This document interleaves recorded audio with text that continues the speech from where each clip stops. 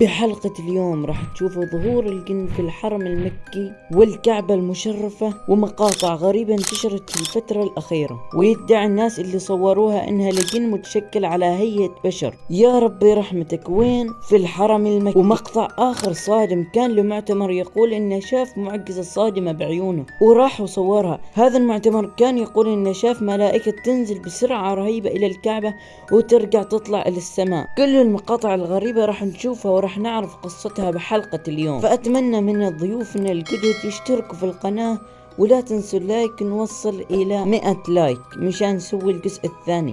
وإذا ما كنت مشترك اشترك وانضم لجيشنا. يلا ما أطول عليكم، ندخل في المقطع.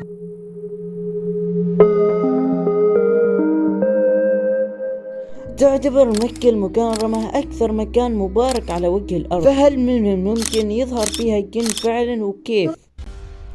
هذا الفيديو راح يطير عقولكم. يظهر الحجاج بالفيديو انهم يرميوا الجمر وكانت الامور كلها طبيعية وما في اي شيء غريب، الين فجأة ظهر الضيف ثاني، ولكن يقال ان هذا الضيف ما كان من عالمنا، والسبب ان هيئته وملابسه وحتى حكمه ما كان يشبه اي شخص من الموجودين في ذاك المكان. فسبحان الله، والله كأنه جاي من عصر ثاني ودخل لعالمنا بالخطأ. وطبعا ظهر في الفيديو وهو يركض بشكل غريب. سموا بالرحمن وشوفوا المقطع.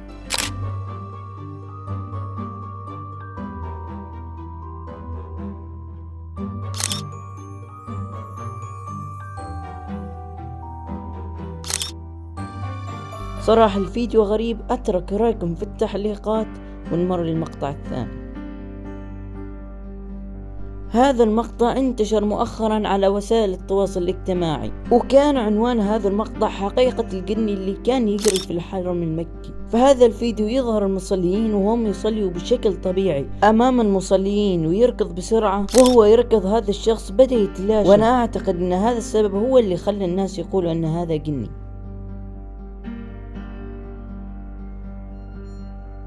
لكن في فيديو ثاني كان في شخص مصور بجودة واضحة، وكان الشخص واضح. شوف المقطع.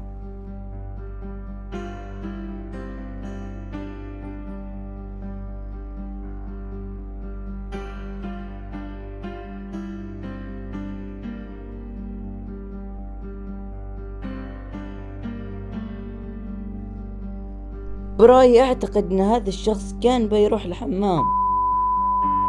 ايش فيكم كذا يا جماعة؟ يا اخي هدوها، ما كل شيء تضخم الموضوع. هذا كان رأيي في الموضوع، اترك رأيكم في التعليقات ونمر للمقطع اللي بعده.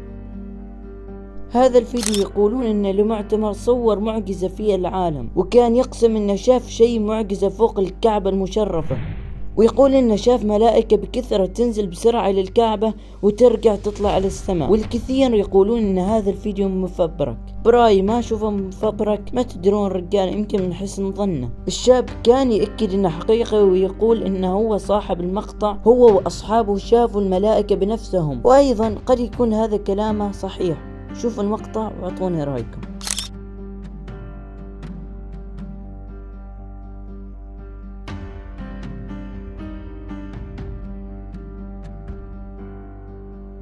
لأنه يقال أن فوق الكعبة يوجد بيت المعمور، كما جاء في سورة الطور: بسم الله الرحمن الرحيم، والبيت المعمور والسقف المرفوع.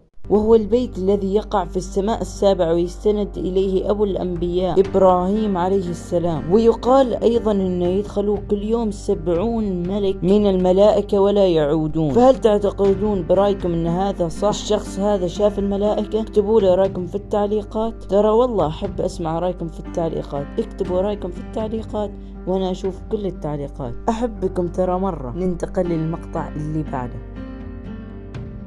هذا الفيديو قديم لكنه انتشر لطفل كان يسوي حركات غريبة اثناء الصلاة، وسبحان الله كأنها روح شريرة تمتلك هذا الطفل. والبعض ايضا يقول ان هذا الطفل ممسوس من الجن. سموا بالله وشوفوا المقطع.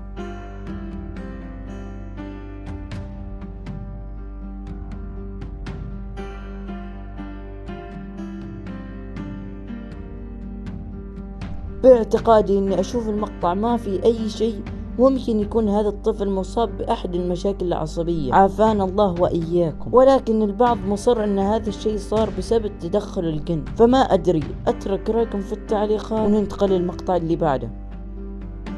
الآن بحط لكم مقطع وهو لشيخ كان يفك السحر عن شخص مسحور. شوفوا كمية الألم اللي كان يعانيه هذا الشخص. يحيطون بشيء من علمه إلا بما شاء، وسع كرسيه السماوات والأرض ولا يؤوده حفظهما وهو العلي العظيم، ولا يؤوده حفظهما وهو العلي العظيم، ولا يؤوده حفظهما وهو العلي العظيم. حسبنا الله ونعم الوكيل، حسبنا الله ونعم الوكيل. ليحق الحق ويبطل الباطل، ليحق الحق ويبطل الباطل، ويبطل الباطل ولو كره المجرمون، ولو كره المجرمون، ولو كره المجرمون، ولو كره المجرمون. ليحق الحق ويبطل الباطل، ويبطل الباطل ولو كره المجرمون، ولو كره المجرمون، ولو كره المجرمون. ويبطل الباطل ولو كره المجرمون، ولو كره المجرمون. هذا الفيديو غريب صدقني، راح يقشعر جسمك. عنوان الفيديو: رصد الكاميرا قبل قليل في الحرم المكي شخص يصلي بدون ملامح. والبعض يقولون انه ممكن يكون جني مسلم، والبعض يقول انه حط فلتر. سموا بالله وشوفوا المقطع.